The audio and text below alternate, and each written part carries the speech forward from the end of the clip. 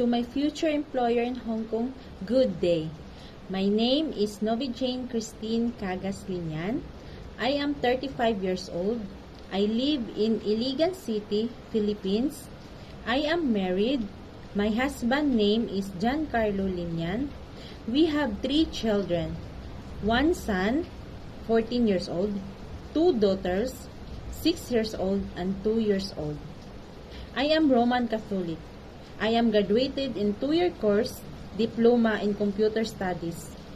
I am 53 kilos in weight, 152 centimeters in height. My father's name is Conrado Cagas. He is 60 years old. My mother's name is Gina Cagas. She is 58 years old. We are 3 siblings in the family. 1 boy, 2 girls, and I am the eldest. This is my first time applying abroad, but I have 2 years experience working as a nanny and helper here in the Philippines. I serve 3 members of this family, 2 adults and 1 child. My duties and responsibilities of this family, doing household chores such as cooking Filipino foods, cleaning the house, laundry, ironing, washing dishes, gardening, and taking good care of a 5-year-old boy.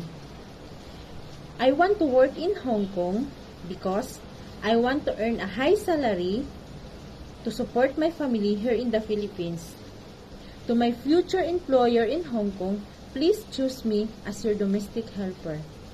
I will do my best to fulfill my responsibilities and duties. I am hardworking, trustworthy, honest, patient, loving, kind person. I can work with less supervision. Sir, ma'am, please choose me to work with you and to your family. I will promise to do my duties and responsibilities and to follow your rules and regulations. I hope to see you soon. God bless. Thank you.